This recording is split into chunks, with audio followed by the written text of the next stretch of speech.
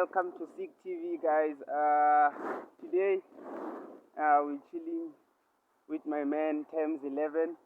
We're gonna be speaking more about him and where he's from and what he's doing. Bro, tell me, how are you? I'm good. As you said, guys, I'm Tamz11, but my government name is Tamanda, surname is Chirwa.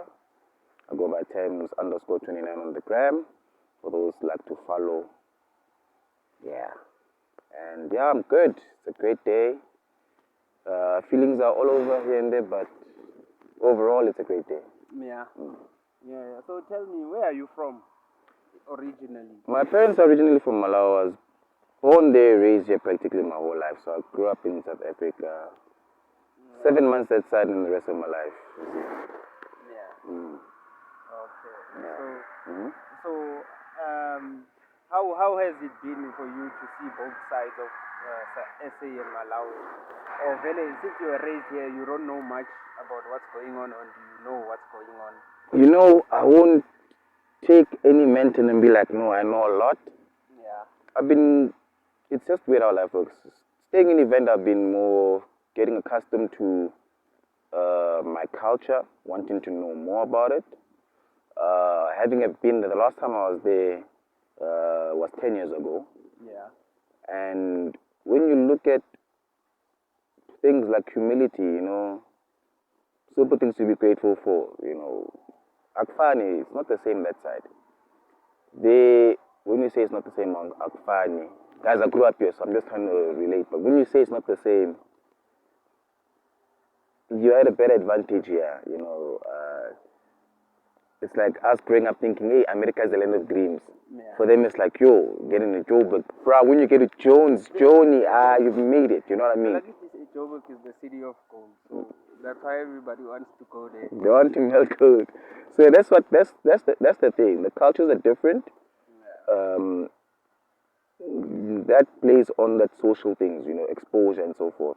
There are a lot of barriers and differences, but compared to, they've asked me, would I survive, or it would be easy for me to get there, you know what I mean? Yeah.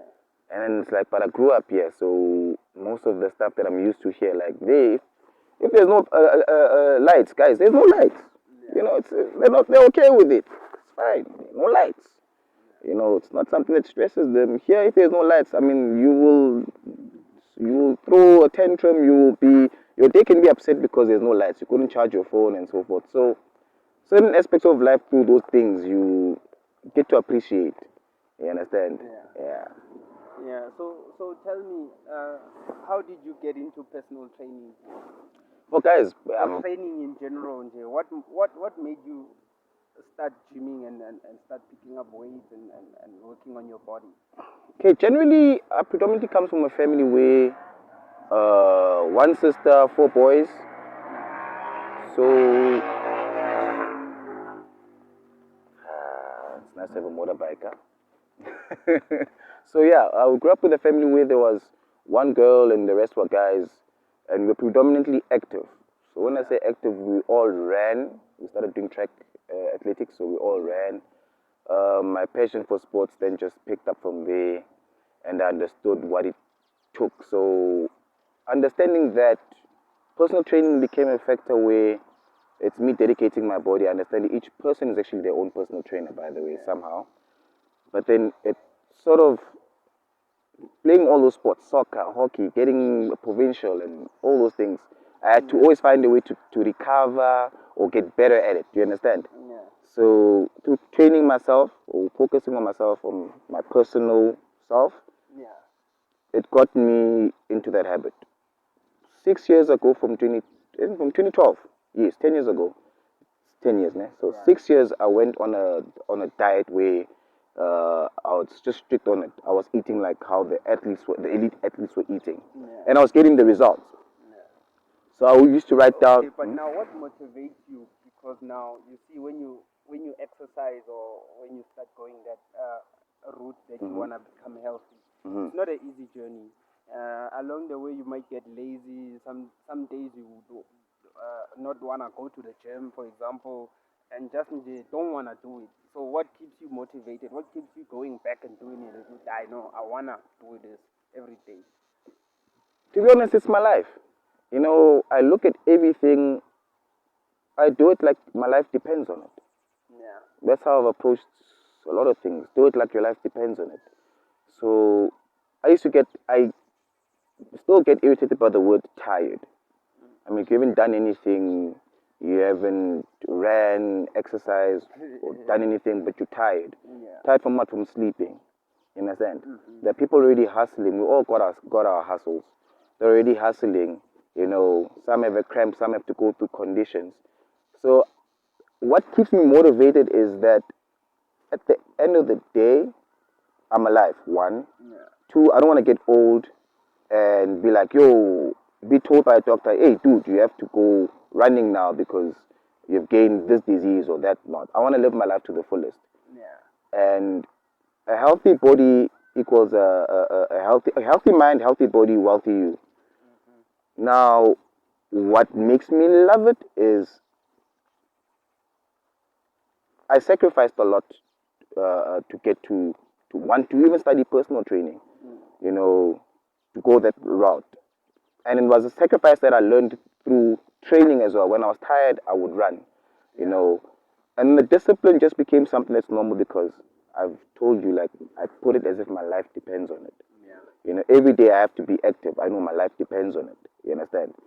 And then what gave me that thing is the purpose behind this is like other people, like you said, they get tired and they don't have motivation. People often want to have this story, this bombastic thing about what motivates them. We all are motivated. Even depression is a sort of motivation. In a sense, it's negative. Some use negative motivation to pain as a way to propel themselves. Yeah. You understand? It's 50-50, you know. But the one platform where I feel you can fight back, where you are in control, is your body. You understand? Just as if it's a temple, but your body is a temple. That's where you can fight back to the world. You understand? So personal training, why do I not give up? Is merely because I put my life in it. Yeah. It has shown many characteristics of myself. It has given me a lot of confidence, character boosting. Yeah. I've learned to not to be afraid. You understand? I've learned how to stay determined. You know, not to give up. You understand? But anytime is tea time. So I cannot afford to be tired. Yeah. You understand?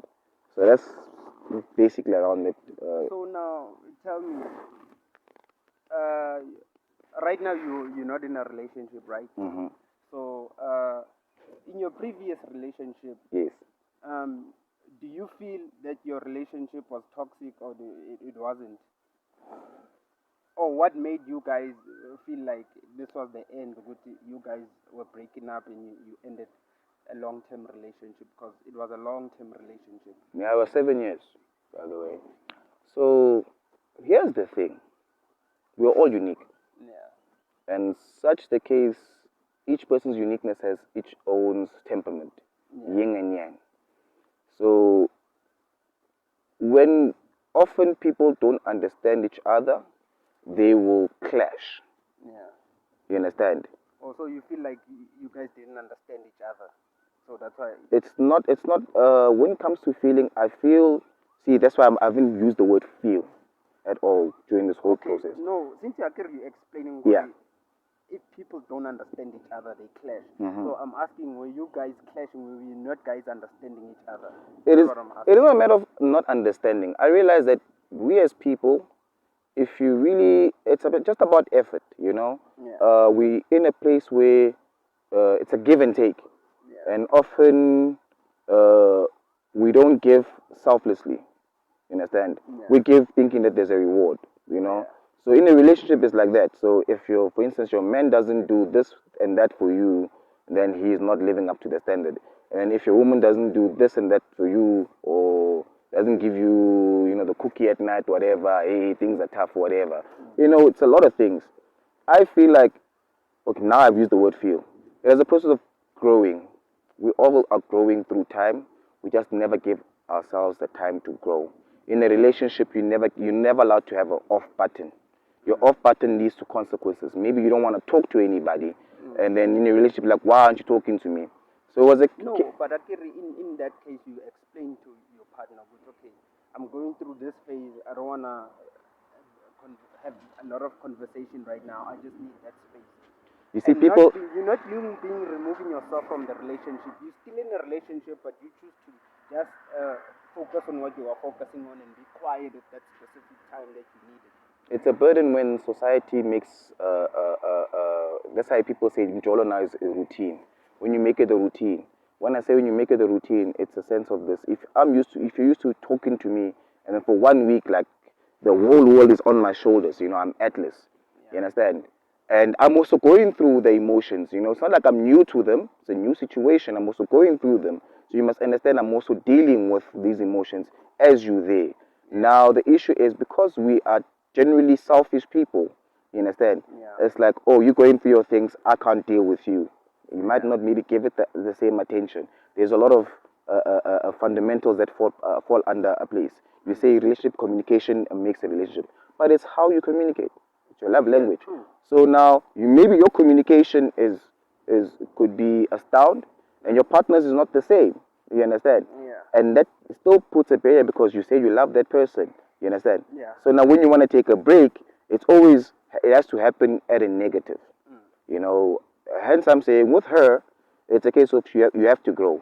If it was true love, we'll meet along the way. Do you understand? So now, since you're single, are you looking? No.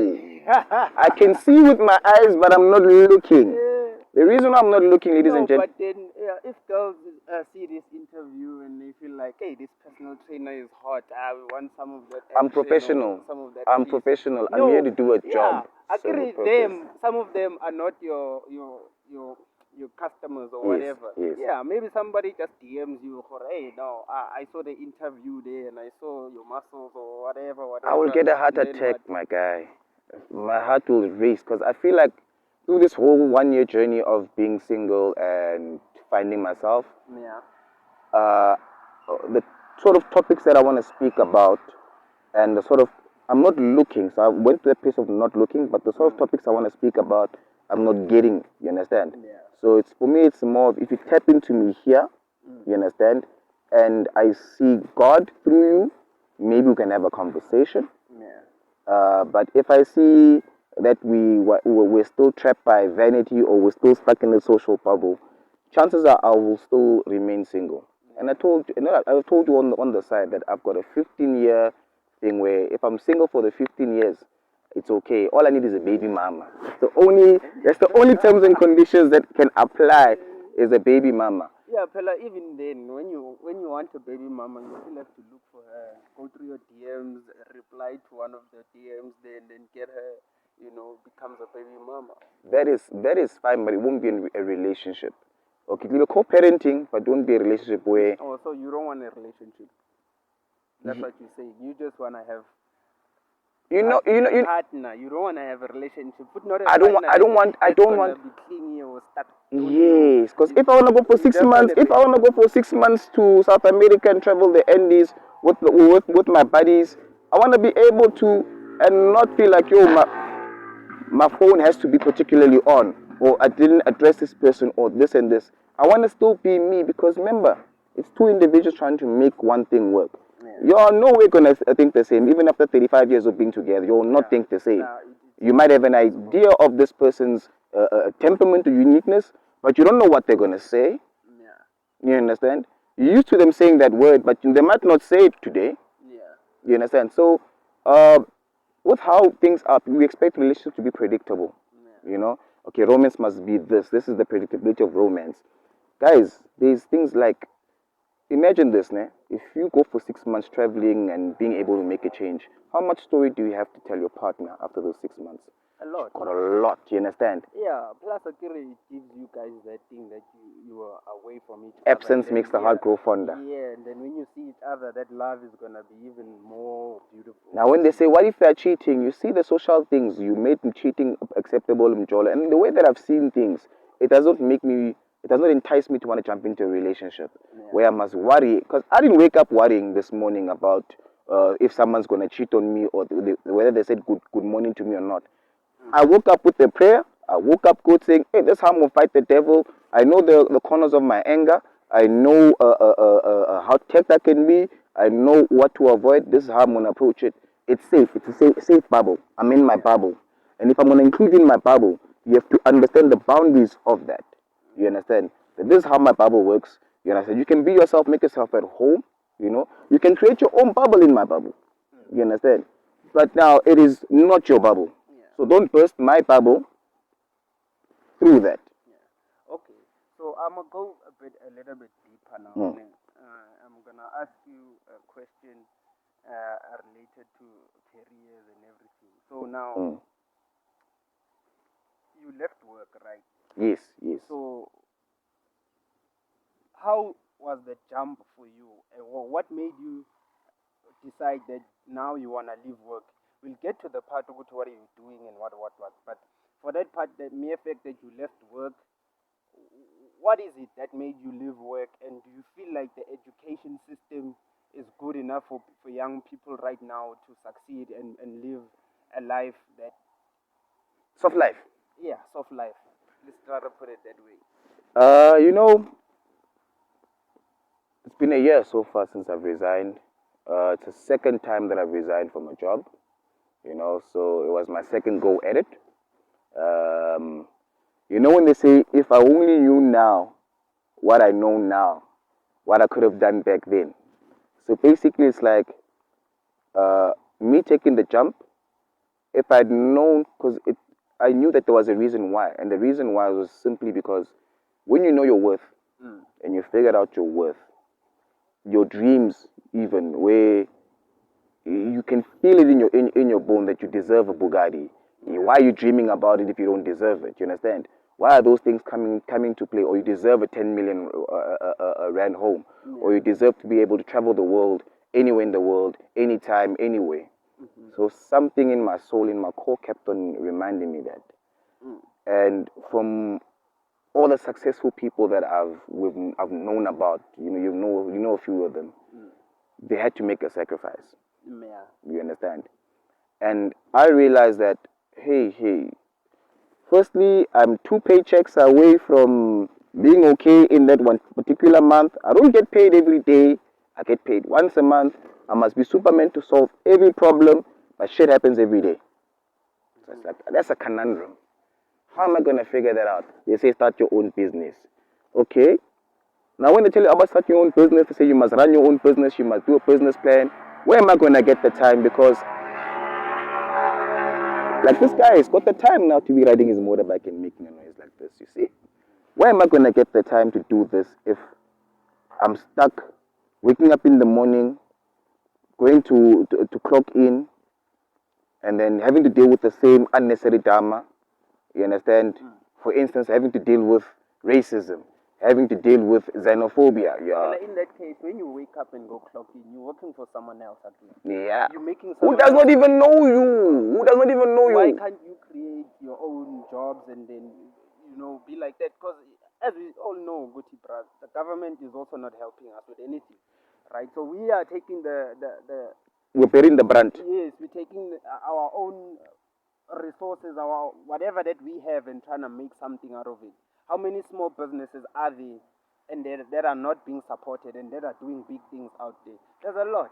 Do you know the thing is, some might say guilty of circumstance. Like if you're in Pumalanga, you're here, you either wearing AKA the tuxedo, you're wearing an overall PPE reflector, or you're nothing, basically. Yeah, because even our parents, bro, that's what they are pushing. If your child decides, no, I don't want to do anything that has to do with that, then it becomes a problem. What are you gonna do? You know what? I used to call him Dragon. Shout out to my old man. Love you to bits. You understand? We've got a dope relationship. We can talk about my family relationships from the side. But through the career choices, I used to throw at him from back then that I wanted to do chef stuff, tourism, and to be you understand? I used to throw those things and I was innovative. I don't want to be no policeman, because I look at them and I'm like, what they sold me and what police are doing are two totally different things. I have to protect and serve, but they finna do their own finicky. Yeah, they're doing their own thing. You understand? So those jobs like a teacher, it was not within me. You understand? But you got ability to teach, but teacher was not within me. I didn't picture myself being on a board and pointing and whatnot. No, not necessarily. I didn't picture myself being an engineer. Funny enough, the first thing I wanted to be was an architect. Because I used to love designs of houses. Yeah. I used to love that. Like just waking up in an expensive house and just shoot. But then I realized that, hey, I'm not being pushed into architecture. That the government came up with OBE system back then. I'm not really being pushed into the thing. I'm taught the basics in terms of the basics that the world needs or world classifies as financial math and whatnot. It was called the Parisian system, if I'm not mistaken. Yes, the Parisian system, which was taken from Germany, adopted by France and even USA. Yeah. The Nazis, sorry guys, Hitler's way, the Peruvian system is the first education system that they are throwing at us. So they didn't equip me to make my own choices, though, you understand, though I had this ability of like, but I want to do this. In this present moment where we are, there's a lot of opportunities than there was 94. You see, because now there's YouTube. As much as there are a lot of, yes, I understand, as much as there are a lot of, there are a lot of opportunities, there's still barriers. You understand? Yeah, I know, there's still barriers. That's where we're coming in to say, Guti, we are the ones that choose to stand up and make something out of nothing, right? And the government doesn't help. And then they're still going to be fighting you with tax when you're making a lot of money out of your business. Then they're going to be killing you with tax. Instead of them helping you, say, Guti, no, man, we see that you are pushing, you're paying a lot of tax money. Rather, here's something to continue pushing and building. But slowly, everybody should know that the government's interests are not the people's interests. The government are interested in the people. What's the government? Because the government is for the people, actually. They are supposed to be. The government, yes, you're right. You're correct. The government is take care of what every person here in South That's the mandate, right? Yes. Okay. But they're doing their own things. We all know the president was found with money under the bed. We all know they're doing their own things. But apart from that soliloquy, it's back to the work part. Tax is getting high, cost of living is getting high. My parents are not getting any younger. They're in Malawi, they want the pension. You understand? I could see what pension does. You cannot tell me you work for 37 years and you get 5 million pension. Then I must take you serious. I must work for 37 years, miss my children's first steps, barely get by basically. For 37 years, be a slave, make someone else rich, and be like, thank you for the opportunity. Give you a watch for your 35 years of service. And then they're gonna give me a watch and maybe a voucher, what. A watch and maybe a gift, what. That very gift, say a voucher, the very same one, it's got text on top of it because when I use it, I'm gonna use it for goods that have already got text on it.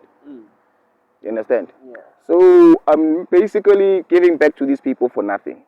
You understand? Yeah. Government's supposed to take care of the people. They take care of the seniors, yes, the elderly. We understand how they take care of the elderly. The young ones, how to take care of the young ones. There's no youth development. Hence, I'm saying, when they say you can't teach an old dog new tricks, this system has been so embedded in these people that a child and a grown-up wake up at the same time. A child is going to school, a grown-up is going to work. The same bell that is at the child's school is at the grown-up's one. He sits on the desk, that one desk, They're all in the desk.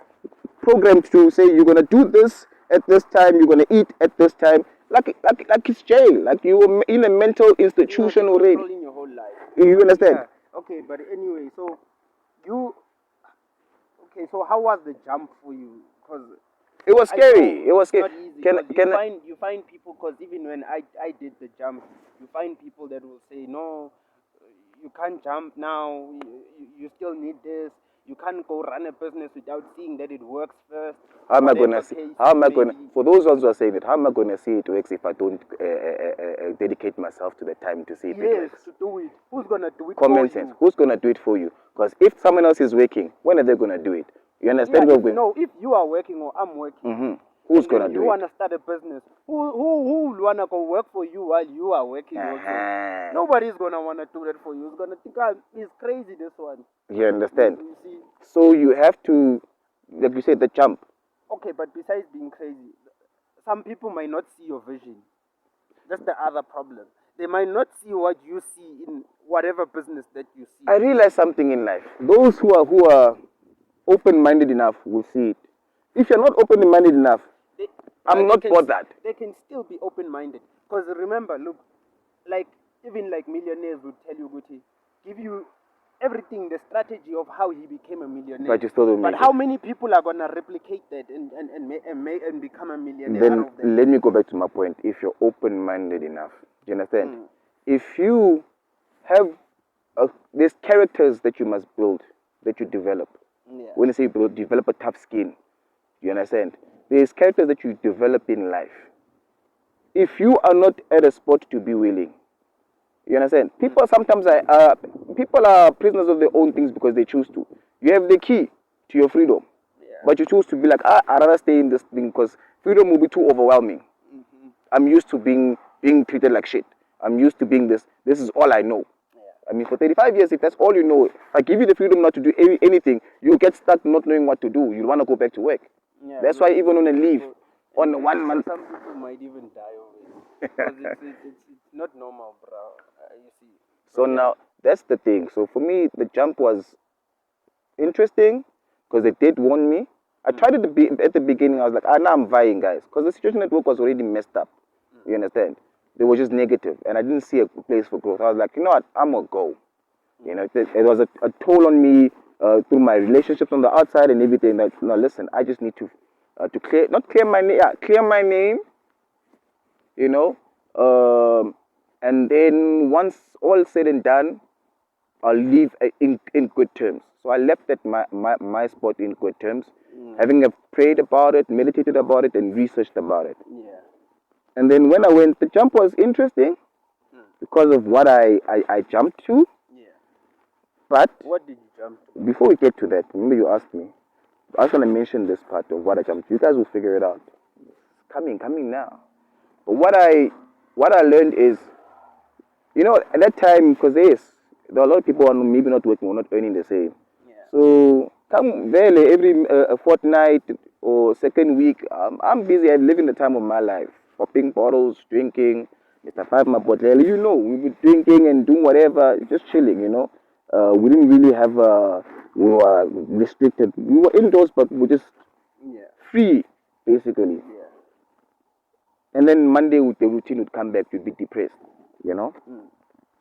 But now, when I done the jump, those people that I drink with who are my friends, who I tell about what I'm going to do next, you understand, who really didn't pay attention much to that I'm going to do the jump, they disappeared because they would ask me, what are we doing this weekend? What are we doing this weekend? Yeah. Then I picked it up.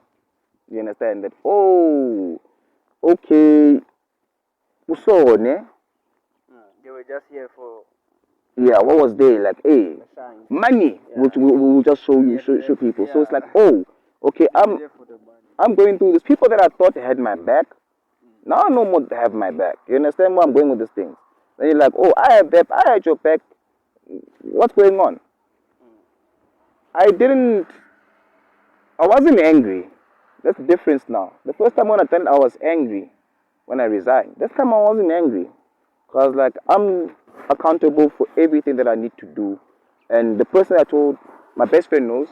Yeah. If you don't know who my best friend is, it's your problem. If you know, you know. If you don't get it, you get it. So, he gave me that confidence because we were doing, it clicked that I met somebody, we're here, we're about to do the same thing. You understand? So I had confidence or restitution in knowing that if I'm going through my worst, at least I've got somebody. Thank God I've got somebody. You know, it might not be family who you wanted, you know, because they were like, why are you leaving the job? Same story. Why can't you get another job first before you decide to do this? It just didn't make sense. How do you expect me to start my business and still be at a job when I'm working at 9 to 5? When am I going to do my business with other businesses? They close at 5 o'clock. So when am I going to do it? Saturday and Sunday. Saturday I'm trying to rest and trying to fix what I could not do the whole goddamn week. Maybe laundry or whatever, or there's a plumbing problem. So that's Saturday. Sunday I'm trying to rest because tomorrow I have to go back to the slave life. And relationships, this side, you must go the weekend, you must... The week you at work. Your life is on pause, you understand? Yeah. So I realized that, no, but to fix this, the first thing I had to do was get all those hours back to my life. We're all given 24 hours. I will not lie to you. Tupac said it, everybody says it. 12 o'clock to 12 o'clock is 24 hours. If you're sleeping 8 and the successful people in your life or that you look up to are sleeping 4, you must ask yourself, what is it that I'm not, that's not linking up? What is it that's fishy there? You understand?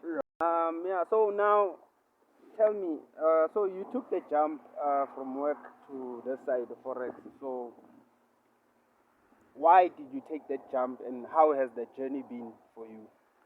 I took the jump to make more money. Yeah. I realized I was not going to be a millionaire if I continue working here for 37 years. After texting the chow my money, Yeah. I had to make something had to give, my guy. Yeah. All the successful people are doing it. You know, that's the 21st century millionaires of today. They're working from home. Yeah. So, yes, we had the car wash that kept income going, which was a great blessing. Yeah. You know, I knew the personal training, whatever would come, would keep afloat here and there. And, well, the jump from trading, you know, from having been introduced to it, Yeah. to taking a full year, all my hours going at it. You know, it's been one of the best decisions ever. There's what I know, nobody can take from me type of thing. It's skills of knowing that you got generational wealth Yeah. right in here, you know. And all it took was just focus, discipline. You understand? So now, what's that one trade that made you feel like, yeah, now I need to fucking continue doing this? The December trades of last year, the ones we took when we were at Spay, Yeah. we said that we were going to cover the bill through trading. We covered the bill through trading. Then not so far from that day, it was a bill of 1,000 rand, right? Yeah, we covered it. And then not so far from that, we took trades on gold. It got to 3,000 rand in the morning. I went berserk.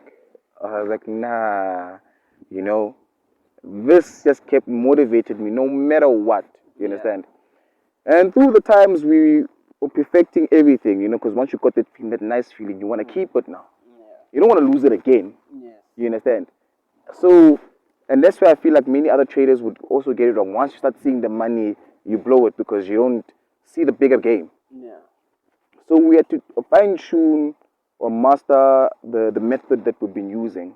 You know, us, we are Bafana ba Steve, not Steve Compella or not Steve Biko, but Steve Maro.